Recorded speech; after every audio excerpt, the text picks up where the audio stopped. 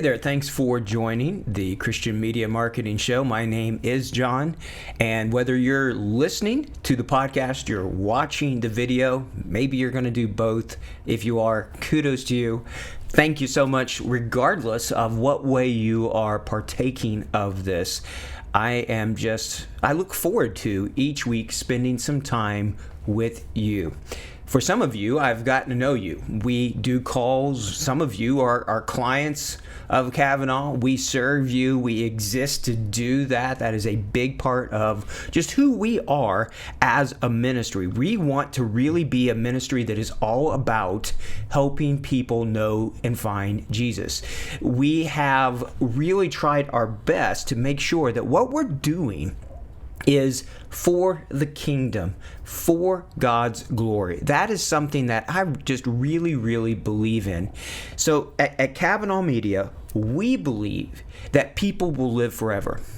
So we truly believe that people will live forever and that heaven and hell itself is real.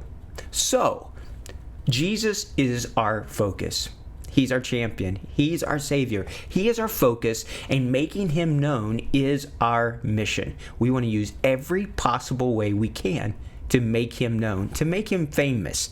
We believe that faith is the foundation of the work that we do. And though we work in the digital realm and work with technology, we believe everything is a spiritual endeavor. He is Lord of all. We also want generosity to be our norm. We are a business, and without income coming in, it gets really scary sometimes. But we made a commitment from the very beginning that we want to help as many people as possible and that we don't want to say no to someone just because of finances.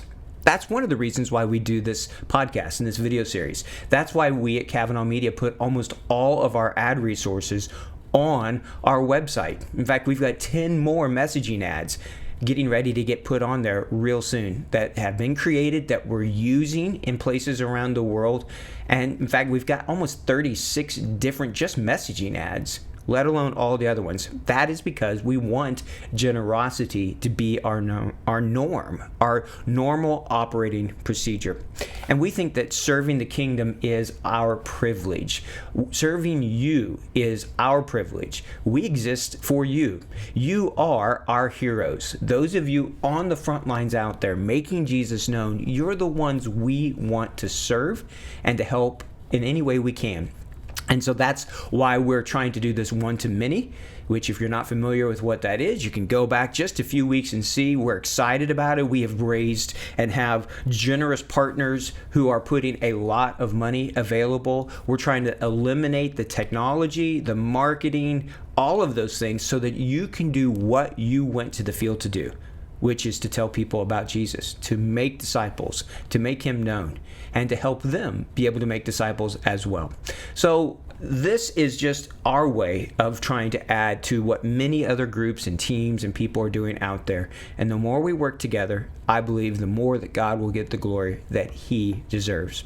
Now, in this week's episode, I want to address something because it's come up in about 2 or 3 different coaching calls and just different Zoom calls that I've been on this week talking with people. And it got me thinking, all right, if this keeps coming up, then this is an area where I feel like I want to speak into it a little bit. I actually did a podcast on what we're going to talk about in a little bit of a different way about a year ago. And it's just this idea of forward-looking, being forewarned, thinking about things. But the questions I want to pose to you today aren't just that. They're not just the idea of what ifs, thinking forward, but also just the content itself, or the media that you're using, or the funnel that you're using, or the each step of that progress that a person is making towards Jesus. It's important to be thinking about what it is that we're doing. So, 3 questions that I want to pose to you today that I would really love for you to be thinking through or processing. Now, there's some sub-questions, I'll tell you on one of them, but this is just an idea of strategy for you to be thinking through why you do what you do, where, all of those kind of things. So let's get started. The very first question I would love for you to think about is just this idea of so. Just so what? Because when we're talking about ministry, we're talking about proclaiming the gospel, and we're talking about giving people next steps, all of these things, it's really important. It's important to think through just what is it that we are wanting to happen. Okay, and so I don't know if I've shared this before or if you know this, but one of the roles and the jobs that I've had in the past was I was a professor at a Bible college, taught for about 12 years in the area of preaching and evangelism. And this was a question I would constantly ask my students. So what?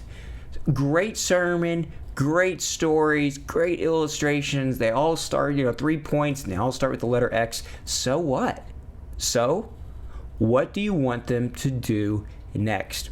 Now think about this in the application of what we're doing of digital engagement. So you use a video, or you have a messaging ad, or whatever it is that you're doing, paid, organic, it's a WhatsApp group, I don't know, whatever you're doing, what is the goal? And then what is each part of that you're doing? Is there a purpose and a plan? Is there an actionable step that seeker can take next? It's not enough to give them information. What Jesus says is that we are to teach them to obey all that he has commanded. Well, how? How do we help them? How do we help them to discover, to obey, and to share what it is that they're learning? Are there easy steps that they can share the video, the content, whatever it is, with other people? Are there easy steps for them to take a next step as far as getting a Bible, or then where to go in the Bible, what to do with it? And that's that sequential thinking. So they downloaded a Bible. Then what? What do you want them to do? And there's ways for us to be able to send another ad or another piece of content or a message to them to help them on that journey. But just putting out media without a plan and a follow-up plan, it just doesn't have the same, in my opinion, value to it as if it's a well thought out strategy. We wear ourselves out in the ministry world so much doing a lot of work, but the goal is not to just do work. The goal is to do work that matters. So we plan our work, and then we need to work our plan. Do you have a plan to your digital engagement? Or are you just finding things going, well, this video looks cool, let's throw it up. It may be great, and God still can bless those things. But thinking about, so what? What's the next step? What are we wanting them to do? And so this is where themes or journeys or easy opportunities where people can learn things. And it's not so much telling as it is many times asking them questions that get them thinking about it. As the saying goes, we can't tell someone what to think, but we can tell them what to be thinking about. And that is done through questions or opportunities that we give to people. So that's the first one, is just thinking, so we've used this video, we have this testimony, we've got this website, what do we want to do? And then work backwards and think about each sequential step from the seeker's perspective, not from yours, from that person's perspective, because they're going to have their own fears and concerns. So how do you help them take that next little micro step? Maybe it's a comment, whatever it is. How do you help them to do that? The next question is just this idea of what if. And this is a really good one. This is why I talk about liking chess. I love the game of chess, and thinking chess, not checkers.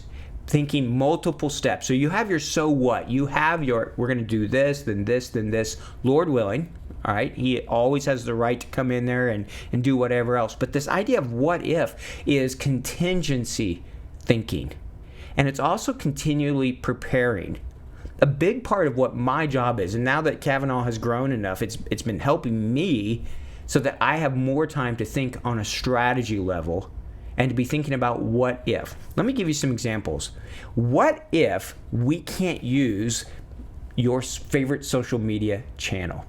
What if all of a sudden there isn't a Facebook or a YouTube or some other platform like that you are using right now? What if we can't use it? What if we're blocked from it? What if the government blocks it? What are we going to do?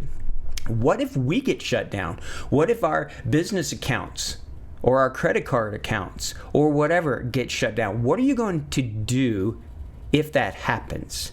Have you thought about it? Do you have a plan? Are you thinking about the what ifs there? What if we can't use the targeting we want?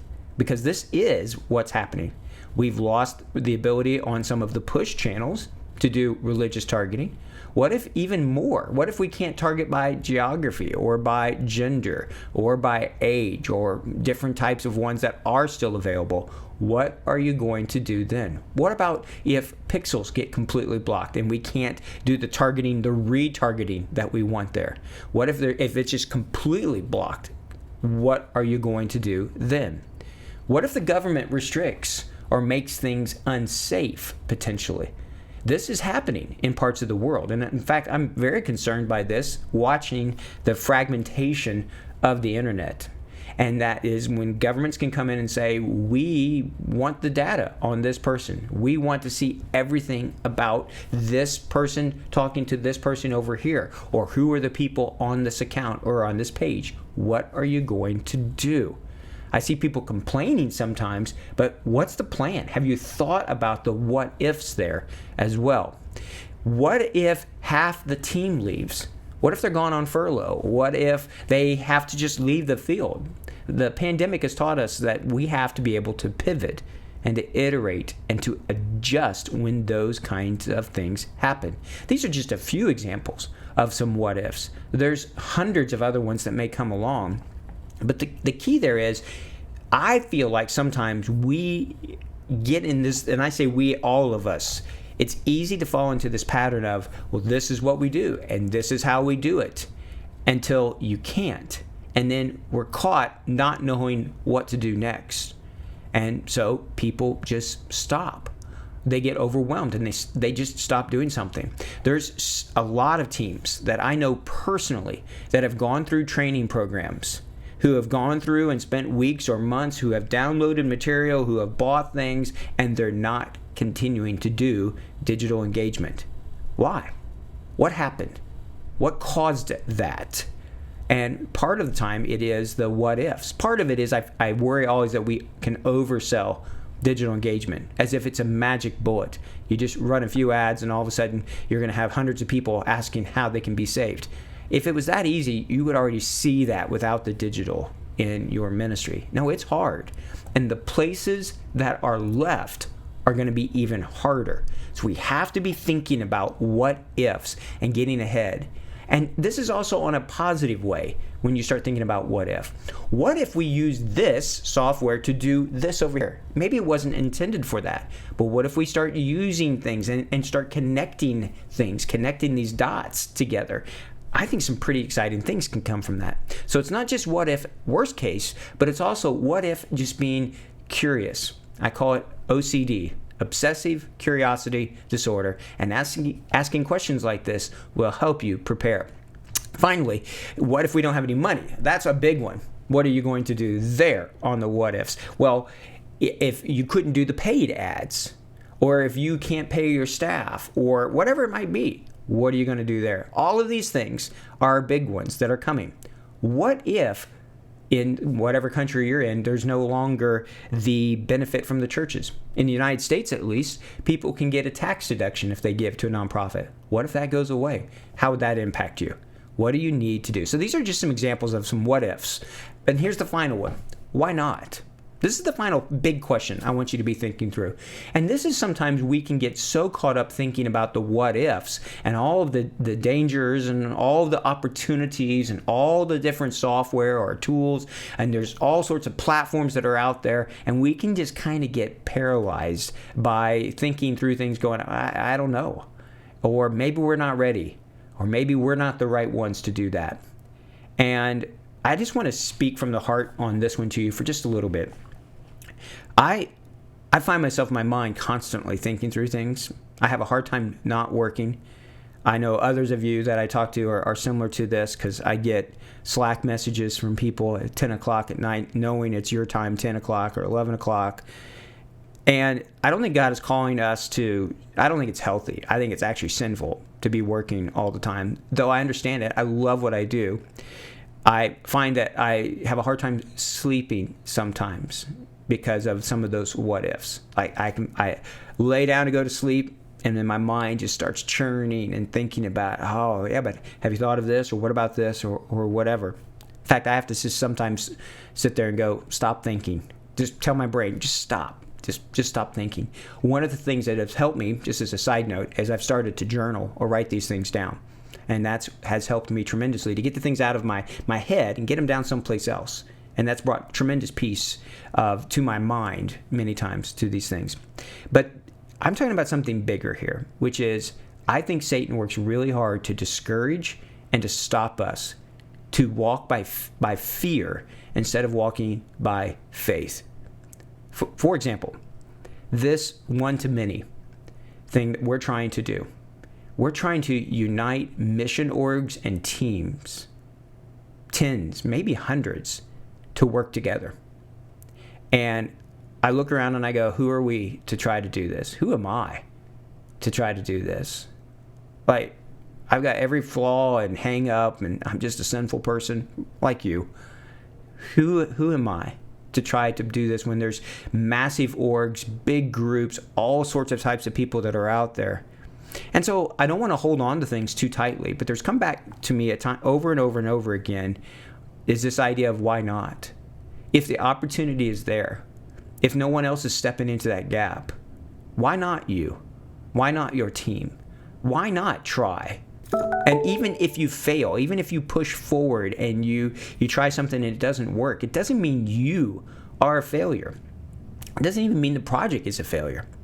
I remember we were in Taiwan doing church planting work there, and just having one night where the group that we were meeting with, we had multiple groups, simple gatherings, house churches going, and one of the groups met on their own and decided that they were not going to be able to worship Jesus. They had to instead worship the local god, Matsu. And I remember just being torn up by it, walking around the park in our neighborhood thinking, I stink. What am I doing here? Why are we taking people's money to do this work? Maybe you've felt that before. Those lies, those self-doubts, those things that come from Satan many times. And the thing that I learned was from it, one, we don't see the big picture. We're not blessed or cursed by having an eternal view of all of these things. The Lord's still at work with those people. In fact, some of those people in that group I know are still continuing to seek and to wanting to know Jesus. So we don't always see that big picture. And yet also we tie then the work we do to who we are and to somehow to our value. And that's just not right. The Lord loves you. He created you and me on purpose and for a purpose. And your ministry that you are a part of, He has you where He wants you. And when you try big things and you try something and it fails, the only failure would be if we don't learn from it or if we just never risk again. I think we need to be pushing the envelope, pushing forward, taking risk, and asking the question, not why should we do this so much, but why not? Why not now? Why not us to push forward to expedite the Lord's return? And so I hope that it's just an encouragement to you to push forward, all right? To just keep trying your best to do whatever the Lord puts in front of you. And for us, if what we're trying to do fails and I end up, just going, well, that didn't work, at least we tried. At least we tried to do something, and we want to do it with you. And that's the key thing there. All right, so a couple questions there then. Just the so what if, thinking through those, and just why not? Why not now? Why not you? Let's push forward. I hope this is an encouragement to you. I hope this is a blessing to you. If this show and the training, we'll do things. We're going to talk about creating new Facebook accounts here coming up in the next few weeks. I'm going to go through a complete overview of all of that process. We've got some new Google ad stuff that we're going to be showing to you, all sorts of stuff, all right? We've been testing software, some new iterations with that diode drive that we use. I'm excited about that. So there's a lot coming, Lord willing. But if this is a benefit to you, will you please share this with other people, or follow the new YouTube channel we're trying to do here. That's our desire. It's not about numbers for numbers' sake. It's about who do you know that you think might benefit from this, and then just give them a link, let them know about it. If there are things that we can be sharing that you think on this show, I'd love to hear it. You can always reach out, send me a direct message on Twitter. I am on there, just John Rawls. You can also go to our website and fill something out there on the Contact Us form there. All right, until next time, I am so thankful for you all. Keep pressing forward. Keep seeing what's working and do more of that. Be curious and trust the Lord. Walk by faith. Until next time, take care. Bye for now.